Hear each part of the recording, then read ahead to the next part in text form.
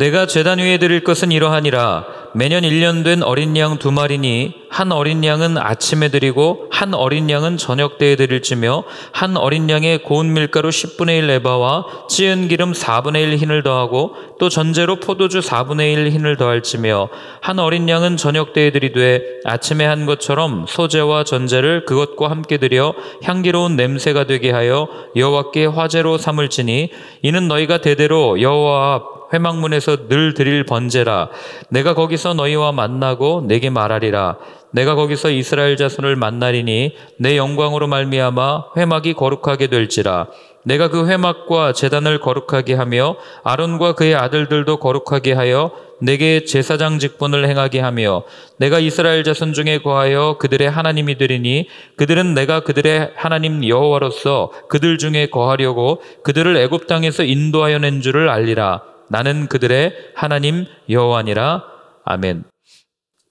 제가 예전에 아침부터 군대 이야기해서 죄송하지만 군대에 있을 때 경험했던 일이 있습니다. 그때 한미연합사령관이라고 우리나라에 있는 이 대장이죠. 별 4개의 대장인데 미국인입니다. 그 미국인이 저희 부대를 방문한다는 이제 소식을 듣게 되었어요. 한 2달 전 정도 됐나요? 1달 정도 됐나요? 그래서 그때 내려진 특명이 무엇이었냐면 이 헬기를 타고 온다는 거예요. 강원도 산골까지. 그래가지고 산을 깎아가지고 저희가 돌을 하얗게 칠하고 산 이 위를 이렇게 쳐서 헬기장을 만들고 산을 이렇게 길을 깎아가지고 길을 내는 그런 작업을 하라는 명령을 받았습니다. 그래서 뭐 비가 오나 뭐 40도가 올라가나 뭐 어쨌든 매일 삽을 들고 나가가지고 산을 깎고 돌을 파내고 헬기장을 만드는 그런 일을 몰두하면서 그렇게 여름을 보내고 있었습니다. 보통 여름 전에는 이제 유격 훈련을 뛰고 이제 막 지칠 때도 됐는데 매일 그 작업을 해가지고 얼마나 바쁘게 보냈는지 몰라요. 그런데 문제가 생깁니다. 어떤 문제가 생기냐면 하필 이 한미연합사령관이 헬기를 타고 온다고 그래놓고 헬기를 안 타고 왔어요. 그리고 뭘 타고 왔는지도 몰라요. 저희는 그 작업을 하느라고 열심히 산을 깎고 돌을 파내고 하고 있는 그 찰나에 이 사람이 그 찝차를 타고 부대 앞을 그냥 지나간 거예요. 부대를 방문한 것도 아니고. 아무도 몰랐습니다. 난리가 났죠. 왜냐하면 이 사람은 포스타잖아요. 저희가 섬기는 사단장이라고 그래야 되나요? 사단장은 투스타고요. 저희가 같이 생활하는 대대장은 중령입니다. 그러니 이게 뭐 말이나 되겠습니까? 말도 안 되죠. 그렇게 시간을 보내고 나서 부대가 난리가 난 거죠. 어떻게 사령관이 지나가는데 그 사령관 차를 향해서 인사도 못하고 제대로 하지도 못하고 그렇게 부대가 그렇게 할 수 있냐. 뭐 이런 여러 가지 질책을 받게 되었던 기억이 있습니다. 그때 제가 느낀 게 뭐냐면 해야 될 일이 너무 중요해가지고 그 해야 하는 일의 목적과 대상을 완전히 잊어버릴 경우에 이렇게 일이 어긋날 수 있구나라는 것을 생각하게 된 거죠. 여러분, 이게 우리 신앙생활도 마찬가지예요. 예배를 드리는 절차와 형식과 순서가 너무 중요해서 우리가 누구에게 예배를 드리는지, 왜 예배를 드리는지 그 목적을 잊는다면, 그 정체성을 잃는다면 여러분, 우리는 왜 예배를 드리는 거예요? 결국에는 내가 하는 일이 너무 소중하고 내가 하는 이 형식, 이것을 지키는 게 너무나도 중요해서 하나님은 어떤 분인지를 잊고 예배를 드릴 때가 왕왕 있다고 하는 거죠. 뭐 예를 들면 설교자들 같은 경우는 설교가 너무너무 중요해가지고 말이에요. 목적과 대상, 설교를 하는 대상인 하나님을 이 마음을 어떻게 전해야 되나 그걸 잊어버리고 그냥 이 설교를 어떻게 하면 잘할까 그 고민을 하다가 예배가 끝나는 걸 보는 경우도 있고, 또 사역자 같은 경우들은 이 하는 사역이 너무 소중해서 이걸 왜 해야 되는지, 이걸 통해서 어떤 일들이 일어나야 되는지, 하나님은 무엇을 하고 싶어 하시는지에 대해서는 전혀 생각하지 않고 넘어갈 때가 참 많이 있다는 거죠. 오늘 본문에 나와 있는 주제가 바로 그 주제입니다. 자, 우리 한번 같이 읽어볼까요? 38절부터 42절 앞에 부분까지요. 같이 한번 읽어보겠습니다. 읽습니다. 내가 제단 위에 드릴 것은 이러하니라. 매년 1년 된 어린 양 2마리니 한 어린 양은 아침에 드리고 한 어린 양은 저녁 때에 드릴지며 한 어린 양에 고운 밀가루 10분의 1 에바와 찌은 기름 4분의 1 흰을 더하고 또 전제로 포도주 4분의 1 흰을 더할지며 한 어린 양은 저녁 때에 드리되 아침에 한 것처럼 소제와 전제를 그것과 함께 드려 향기로운 냄새가 되게 하여 여호와께 화제로 삼을지니 이는 너희가 대대로 여호와 회막문에서 늘 드릴 번제라. 여기까지요. 아멘. 자, 앞에 부분까지는 하나님께서 모세에게 성막은 이렇게 지어야 되고 옷은 이렇게 입어야 되고 제사는 이렇게 드려야 돼 라는 설계도를 이들에게 주셨다면, 이제 이 38절부터는 내가 라는 단어는 주어가 대상이 바뀌어 버립니다. 누구로 바뀝니까? 아론으로 바뀌어버리는 거예요. 이제는 어떻게 제사를 드려야 되는지 하나님께서 분명하게 말씀해 주십니다. 거기 보면 매일 아침 저녁으로 예배를 드려라. 그리고 한 어린 양은 아침에 드리고 한 어린 양은 저녁에 드려라. 그러니 여러분, 매일 어린 양 2마리씩 드리면 1년에 몇 마리입니까? 730마리나 되는 양을 드려야 되는 거예요. 더군다나 그것만 끝이 아니에요. 그 다음에 고운 밀가루 10분의 1 에바와 찌은 기름 4분의 1 흰을 더하고, 그리고 또 전제는 레위기 보시면은 가루를 가지고 만들어서 드리는 제사예요. 이거는 여러분들이 보시면 알겠지만 냄비에 끓이는 것, 그 다음에 부치는 것, 이런 게 있는데 그냥 부침개, 그리고 탕, 이런 종류라고 생각하시면 돼요. 이런 음식을 만들어서 하나님 앞에 드려라. 그리고 또 전제는 부어드리는 제사죠. 주로 액체를 드릴 때 했는데 포도주를 드려라. 이 포도주도 아마 어마어마한 양일 거예요. 4분의 1씩 1년 동안 매일 아침 저녁으로 드리려면 어마어마한 양의 포도주를 하나님은 드리라고 그렇게 이야기를 하는 겁니다. 그리고 41절에도 보면 똑같이 해가지고 화제로 회막문 앞에서 늘 드릴 번제다, 이렇게 하나님이 말씀을 해주신 거예요. 자, 그럼 여기서 상상력을 조금 한번 발휘해 보십시오. 아론이 언제 제사를 드려본 적이 있습니까? 제사를 드려본 적이 없잖아요. 하나님께서 말씀하시는 이 제사를 매일 아침 저녁으로 드리다 보니 얼마나 신경이 곤두서 있겠어요. 얼마나 예민해져 있겠습니까?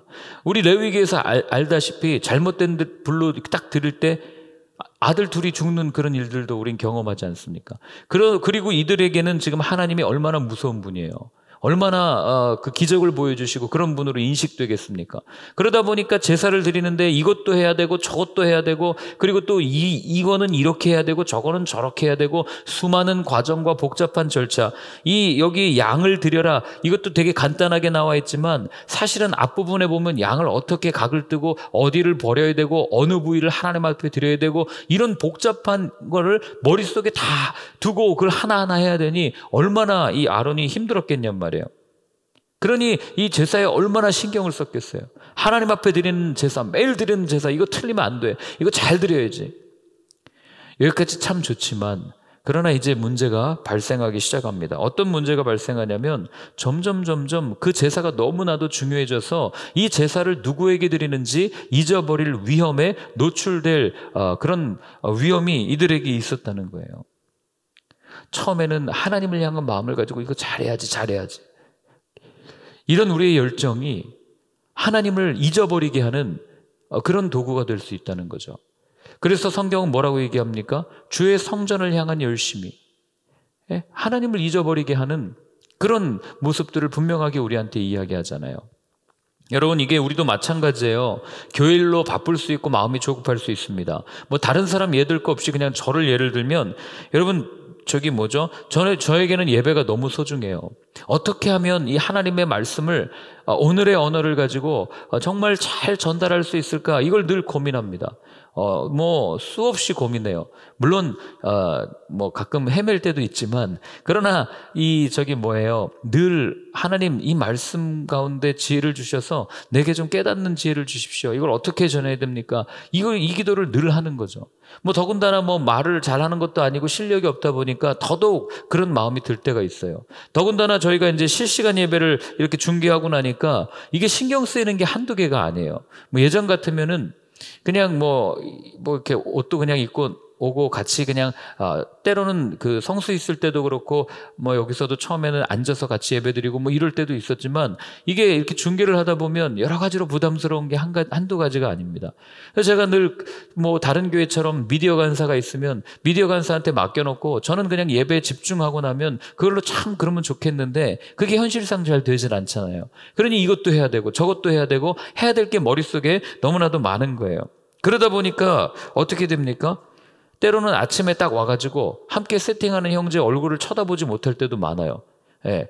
이 사람을 보고 그 관계를 맺고 사랑하기 위해서 하나님이 예배드리라고 한 건데 이 예배가 너무 소중하다 보니까 이것도 해야 되고 저것도 해야 되고 뭐 그럴 때가 있고 또 때로는 아내와 함께 올 때 아내가 이것저것 물으면 제가 해야 될 일이 계속 생각나는 거예요. 이것도 해야 되고 저것도 해야 되고 그러다 보면 성의 없이 대답하게 되고 뭐 그런 일들을 왕왕 겪을 때가 있습니다.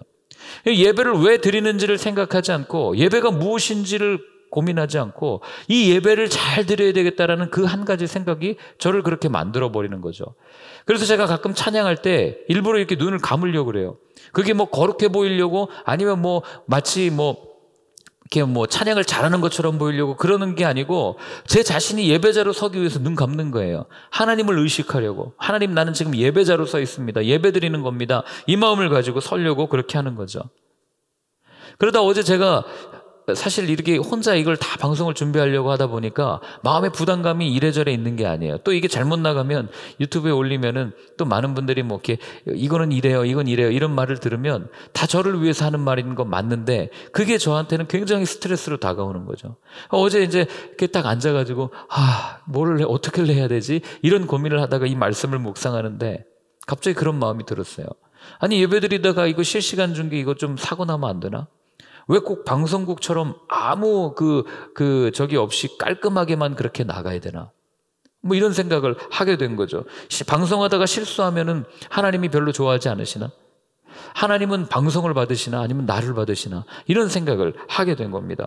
뭐 제가 그렇다고 이거를 막 하자는 게 아니에요. 그냥 대충 아무렇게나 그냥 플레이 눌러놓고 그냥 볼 사람은 봐라 뭐 이렇게 하자는 게 아니에요. 준비는 아주 철저하게 하지만 그러나 이것으로부터 좀 자유해져서 내가 하나님 앞에 온전히 예배를 드리는 그 모습으로 설 때 그때 하나님께서 기뻐하시지 않을까 이런 생각을 어제 한번 하게 되었습니다. 아무리 이 모든 것을 잘한다 해도 하나님을 놓쳐버리면 그게 무슨 의미가 있겠어요? 그건 쇼잖아요, 쇼. 안 그러겠어요? 방송이고. 그러나 우리의 예배는 방송이 아니지 않습니까? 이걸 설명해 주는 게 42절 그 뒷절부터 46절까지예요. 같이 한번 읽어보겠습니다. 내가 거기서 너희와 만나고 내게 말하리라. 내가 거기서 이스라엘 자손을 만나리니 내 영광으로 말미암아 회막이 거룩하게 될지라. 내가 그 회막과 제단을 거룩하게 하며 아론과 그의 아들들도 거룩하게 하여 내게 제사장 직분을 행하게 하며 내가 이스라엘 자손 중에 거하여 그들의 하나님이 되리니 그들은 내가 그들의 하나님 여호와로서 그들 중에 거하려고 그들을 애굽 땅에서 인도하여 낸 줄을 알리라. 나는 그들의 하나님 여호와니라. 아멘. 자, 오늘 하나님께서 말씀하시는 제사의 목적이 뭡니까? 두 번이나 반복해서 말씀하세요. 뭐라고 되어 있습니까? 내가 거기서 너희와 만나리라. 보이십니까? 그 다음에 43절에도 보면 내가 거기서 이스라엘 자손을 만나리라. 제사를 드리는 가장 중요한 목적은 하나님을 만나는 것이라고요. 제사를 잘 드리는 이유도 하나님을 만나기 위함이고 이 형식과 절차에 갇혀서 하나님을 만나지 못하면 우리가 드리는 제사, 우리가 드리는 예배는 말짱꽝이다. 그걸 하나님께서는 말씀해 주시는 거예요. 오로지 하나님은 온데간데 없고 이건 어떻게 해야 되고 양은 어떻게 잡아야 되고 포도주는 어떻게 따라야 되고 이런 것에만 집중돼 가지고 점점 우리가 드리는 행위가 중요해지고 하나님은 사라져버리는 이런 모습들, 이게 사실은 종교개혁이 일어난 이유 아닙니까? 왜 종교개혁이 일어났어요? 말씀을 아무리 읽어도 이 말씀과 너무 다른 거예요. 말씀에서는 하나님이, 예수님이 이렇게 말씀하시고 이렇게 하라고 하는데 점점 교회가 만들어 놓은 전통과 교회가 만들어 놓은 관습이 너무 소중해서 그거대로 하지 않으면 이건 예배가 아니야. 하나님이, 예수님이 분명히 말씀하셨어요. 너희 중에 두세 사람이 내 이름으로 모인 곳에 내가 너희와 함께 있겠다라고 말씀하셨음에도 불구하고 언제부턴가 사제가 없으면, 신부가 없으면, 목사가 없으면 이건 예배도 아니야, 이건 교회도 아니야 라고 말도 안 되는 이야기들을 만들어 놓고 마치 그게 정상인 것처럼 이야기하는 그런 모습들을 우리가 아무 꺼리낌 없이 받아들이고 있었단 말이죠. 왜 그렇습니까? 점점 그 절차와 형식이 중요하니까, 교리가 중요해지니까 하나님은 사라져버리는 거예요. 하나님을 설명하는 그 설명서가 너무 중요해가지고 하나님 자체가 그냥 망각되어져 버린 거죠.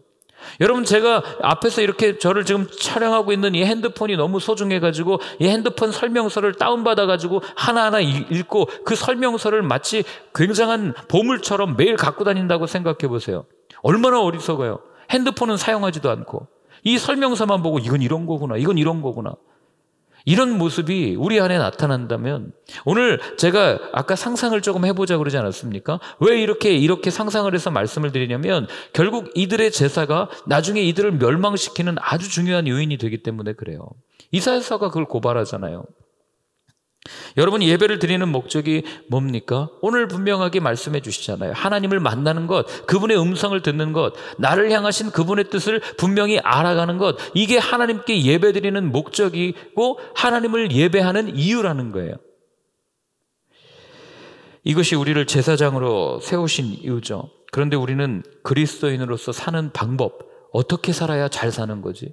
여기에 너무 관심이 있어서 주일은 성수해야 되고, 헌금은 해야 되고, 교회 와서 이건 해야 되고, 예배 때는 이렇게 해야 되고, 사도신경은 외워야 되고, 이런 것에 너무 꽉 차 있어가지고 하나님이 얼마나 갑갑해 하실지가 눈에 보여요.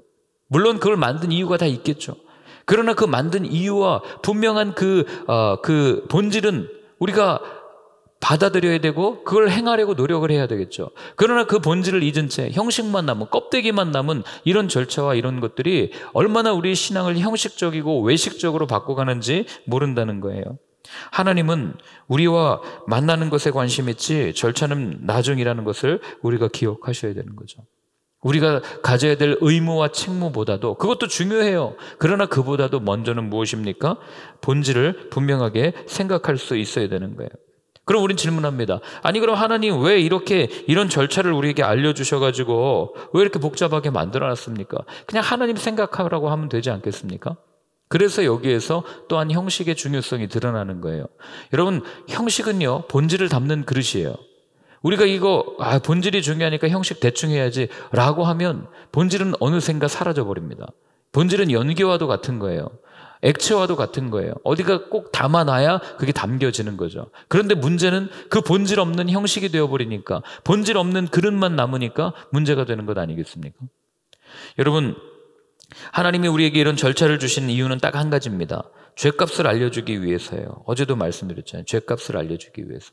그렇기 때문에 이게 이런 절차를 해서 하나님 앞에 나아가고 못 나가고 그 문제가 아니라는 것, 그걸 훨씬 더 뛰어넘는다는 것을 우리가 놓치면 안 돼요.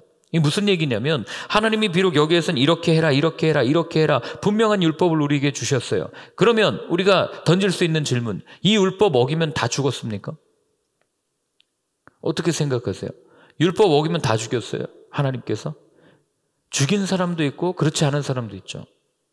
만약에 이 율법을 어김으로 해서 이런 절차를 통해서만 하나님 앞에 나가야 됩니다. 이 양을 꼭 이렇게 잡아야 되고, 양은 꼭 이렇게 칼을 이렇게 찔러야 되고, 이렇게 해서 이렇게 죽여야 됩니다. 이런 형식이 너무 중요했다면, 이런 절차가 중요했다면, 여러분, 다윗은 죽어도 몇 번 죽었어야 됩니다. 여러분이 잘 아는 것처럼 사무엘상에 보면 다윗이 도망 다니잖아요. 배가 고픕니다. 그래서 어떻게 합니까? 아히멜렉 제사장에게 찾아가가지고 내가 배가 고프니까 먹을 거는 달라. 아히멜렉이 얘기합니다. 우리에게는 거룩한 떡밖에 없다. 진설병이죠. 제사장들만 먹으라고 한 떡. 다른 사람은 줘서는 안 되는 떡이에요. 근데 다윗이 뭐라 그럽니까? 달라 그러잖아요. 먹잖아요. 하나님이 죽였습니까? 안 죽였다고요. 왜요? 그의 마음 가운데, 그의 마음이 어떠한지를 하나님께서는 분명히 알고 계셨기 때문에.